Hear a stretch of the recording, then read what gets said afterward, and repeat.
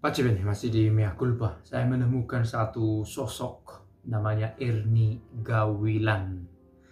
Awalnya saya pikir dari namanya dia seorang perempuan, rupanya tidak.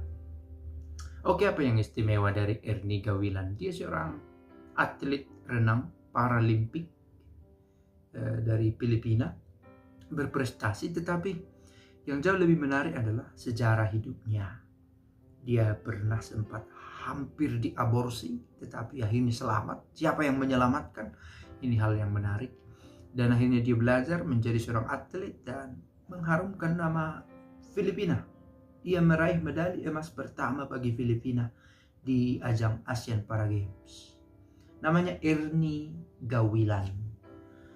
Oke, seperti biasa para culprit akan dibiasakan atau sekurang-kurangnya sekarang. Saya pikir menarik mengangkat satu tokoh untuk mempelajari satu nilai. Kadang kalau terlalu frontal berbicara tentang ajaran sosial gereja atau dogma atau teologinya menjadi kurang menarik. Tetapi kalau lewat satu kasus semacam ini, satu peristiwa dan satu nama, mungkin bisa lebih diinternalisasi. Kita belajar dari Ernie Gawilan, dari pengalaman hidupnya. Dia berkebangsaan Filipina, lahir tanggal 5 Mei 1991. Usianya 30 tahun. 31. Dia lahir di kota Davao di Filipina. Ada pastor di sini dulu bersekolah di sana, di Davao. Dia berolahraga renang itu dikembangkannya setelah dia bertemu dengan satu sosok yang membantu dia untuk terus belajar. Oke. Sebenarnya nama lengkapnya adalah Ernie Agat Gawilan. Agat itu diambil dari klan ibunya dan Gawilan itu dari klan ayahnya. Dia masuk dalam paralimpik karena secara fisik memang tidak sama dengan yang lain. Bagian bawah tubuhnya tidak bertumbuh dengan baik, sehingga dia tidak memiliki kedua kaki yang sempurna yang sebagaimana umumnya kita lihat. Dia tetap punya kaki itu, tetapi dengan bentuk fisik yang berbeda, yang kurang berkembang, dan juga tangannya sebelah kiri kurang berkembang. Dia mengalami itu karena memang pernah mengalami percobaan aborsi. Ini peristiwa yang mau ditekankan. Hampir diaborsi oleh orang tuanya. Dan dia selamat dari percobaan aborsi itu. Dan memang dikatakan prenatal, sebelum kelahirannya dia kurang diperhatikan secara psikologis. Ibunya tidak begitu bahagia karena juga sakit. Dan secara medis, kesehatan juga, nutrisi kurang terpenuhi. Dia menjadi yatim piatu di usia sangat muda setelah ayahnya meninggalkannya. Pergi meninggalkan ibunya yang meninggal karena kolera, karena penyakit kolera ketika dia masih berusia 5 bulan. Tetapi kemudian ayahnya pergi meninggalkan Ernie ini karena sepertinya diduga bahwa ibunya melakukan perselingkuhan, persoalan keluarga. Tetapi kemudian dia ditinggalkanlah si Ernie ini. Kakeknya kemudian mengambil hak asuhnya. Sampai akhirnya Ernie Gawilan bertemu dengan seorang pengusaha namanya Vicente Ferrazzini ketika dia berusia 9 tahun. Ada seorang pengusaha yang bernama Vicente Ferrazzini yang mengambil dia ketika dia berusia 9 tahun.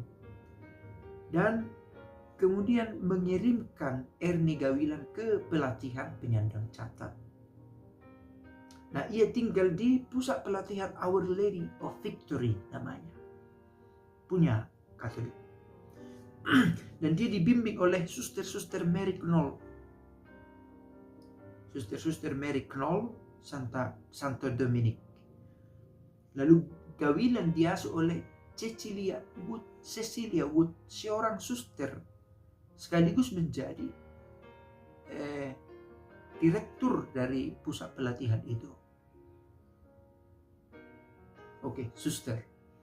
Baru-baru ini Paus Fransiskus membuat penekanan. Apa jadinya gereja Katolik di dewasa ini?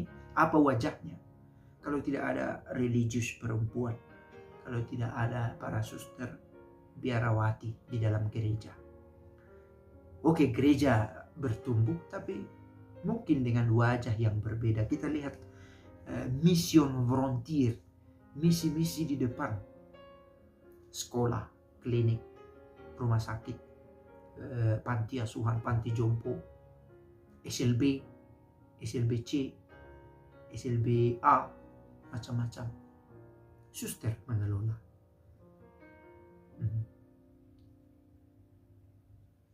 Lalu dia dididik oleh para suster itu, terutama lembaga pendidikan itu, dan ia kemudian ikut serta dalam beberapa kompetisi. Gawilan dibina oleh pelatih renang Mark Jude Corpus. Ketika melihat gawilan ini berjuang untuk berenang, lalu masuklah dia ke dalam tim dan akhirnya banyak prestasinya. Apa saja? Pernah berlaga di Asian Para Games tahun 2014 di Incheon di Korea Selatan. 3 medali perunggu di sana didapatnya, dan itu adalah yang terbanyak didapatkan oleh seorang kontestan, seorang atlet dari Filipina. Tahun 2018 ketika Paralimpik di Jakarta, Indonesia, dia meraih medali emas pertama Filipina di cabang olahraga itu, di nomor 200 meter gaya ganti individu putra untuk kategori disabilitas yang dia miliki. Dan ada banyak lagi, termasuk di ASEAN Para Games 2015 di Singapura, yang mana catatannya itu membuat dia melewati batas minimum kualifikasi dari Olimpiade, dan akhirnya dia ikut. Dan itu catatannya itu merupakan rekor ASEAN Para Games yang dia catatkan, dan itu melampaui rekor yang pernah dia juga sudah buat sebelumnya. Oke, itu catatan tentang prestasi. Tapi kalau kita mau ambil pesan, no abortion. Karena hidup sudah dimulai, maka aborsi adalah pembunuhan, dan itu secara hukum gereja dilarang. Lebih dari itu, hukum ilahi, divine law, jangan membunuh, juga diatur oleh gereja. Hukum kanonik juga, yang melakukan aborsi, ekskomunikasi ada untuk dia. Dan ada hukuman sanksi gereja untuk itu, begitulah.